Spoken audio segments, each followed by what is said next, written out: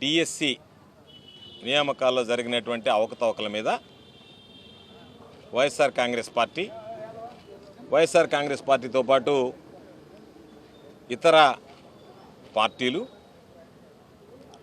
ఎవరైతే పాపం అన్ని అర్హతలు కలిగి ఉండి కూడా ఈ ప్రభుత్వం తీసుకున్నటువంటి అవకతవకల నిర్ణయాల వల్ల విధానాల వల్ల ఉద్యోగాలు కోల్పోయారో వాళ్ళందరూ కూడా గళమెత్తి ఈ ప్రభుత్వానికి సంబంధించి అనేక రకాలైనటువంటి ప్రశ్నలను సంధించడం జరిగింది.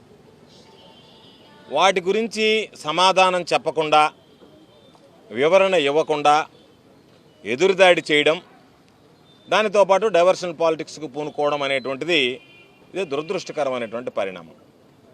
లక్షల మంది నిరుద్యోగులు ఎన్నో ఆశలు పెట్టుకొని ఈరోజు డిఎస్సి పరీక్షకు హాజరైన తర్వాత జరిగినటువంటి సంఘటనల పట్ల కలత చెందుతూ ఉంటే దానికి ఎవరు నైతిక బాధ్యత వహించాలి అని చెప్పి ఈ సమాజంలో ఉండేటువంటి అన్ని వర్గాలు ప్రశ్నిస్తూ ఉంటే అటు విద్యాశాఖ మంత్రిగా ఉన్నటువంటి లోకేష్ గారు స్పందించడు, ముఖ్యమంత్రి గారు మాట్లాడరు, దాని మీద విచారణ చేపట్టరు. కాబట్టి మీ ఉద్దేశం ఎలా ఉంది అంటే ప్రతిపక్షాలు 4 రోజులు గొడవలు చేస్తాయి, గందరగోళం చేస్తాయి, ప్రశ్నిస్తాయి, నిరసనలు తెలియజేస్తాయి, వెళ్ళిపోతారనేటువంటి ధోరణితో ఉండాలి తప్ప మీరు ఎక్కడా కూడా దీనికి సంబంధించినటువంటి సమస్యను పరిష్కరించాలనేటువంటి చిత్తశుద్ధి ప్రభుత్వానికి లేకపోవడం దుర్మార్గమైనటువంటి విషయం అని చెప్పి ఈ సందర్భంగా మేము తెలియజేస్తున్నాం. అందుకే అనేక సందర్భాలలో వాటికి సంబంధించినటువంటి ఆధారాలు చెప్పాం.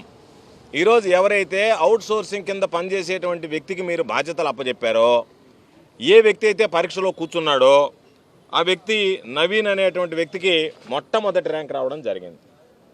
దానికి సంబంధించినటువంటి ఆధారం ఉంది. ఈ వ్యక్తికి పేపర్ లీక్ కాకపోతే మీరు బాధ్యతలు అప్పచెప్పినటువంటి అవుట్ సోర్సింగ్ వ్యక్తికి ఒక ప్రధానమైనటువంటి కీలకమైనటువంటి బాధ్యతలు మీరు అప్పచెప్తే ఆ వ్యక్తికి 1వ ర్యాంక్ సంపాదిస్తే ఆ 1వ ర్యాంక్ వచ్చిన తర్వాత మీరు ఆయన ఏదో ఒక విధంగా వెరిఫికేషన్కి హాజరు కాలేదు అని చెప్పి అధికారులు చెప్పి దాన్ని ఏదో ఒక విధంగా మసిబూసి మారేడికాయ చేసేటువంటి పరిస్థితిని తీసుకొచ్చారు. కాబట్టి ఈరోజు జిల్లా కలెక్టర్ గారిని కలిసాం. జిల్లా కలెక్టర్ గారు లేరు. అందుకే జిల్లా కలెక్టరేట్లో వినతి పత్రం ఇచ్చి ఉన్నటువంటి మా దగ్గర ఉన్నటువంటి అన్ని ఆధారాలు ఏదైతే లిస్టు మొదట్లో మీరు సెలెక్ట్ చేశారో దీని ప్రకారం మీరు ఎందుకు తీసుకోలేకపోయారు, మీరు 2వ ర్యాంకులో తొలగించినటువంటి జాబితాలు మొదటి ర్యాంకులో ఉన్నటువంటివి, మీరు ఇచ్చినటువంటి నోటిఫికేషన్లో జీవో నెంబర్ 447 నుంచి స్పోర్ట్స్ కోటాలో ఉన్నటువంటి అర్హతను ఎత్తివేయడం, అంటే మీరు ఉన్నటువంటి నిబంధనలు ఏ విధంగా మీ ఇష్ట ప్రకారం కాల్ రాశారనేటువంటి దానికి ఈరోజు దానికి ఉన్నటువంటి 2% ఉన్నటువంటి దాన్ని 3%కి మార్చారు జీవోలో, స్పోర్ట్స్ కోటాలో. అదేవిధంగా ఈరోజు వాటికి సంబంధించినటువంటి సర్వీస్ సబార్డినేట్ రూల్స్ ఏదైతే ఉన్నాయో, AP state and service subordinate rules, దాని ప్రకారం ఈరోజు అసలు మీరు పరీక్షలు కూర్చోవలసినటువంటి పనే లేదు. డైరెక్ట్ రిక్రూట్మెంట్ ఇక్కడ రాశారు క్లియర్గా, direct recruitment without requirement of competitive examinations across government departments అని చెప్పి ఈరోజు మీరు ఇచ్చినటువంటిది. Andhra Pradesh state and subordinate service rules 1996ని అమెండ్ చేస్తూ ఇచ్చినటువంటి.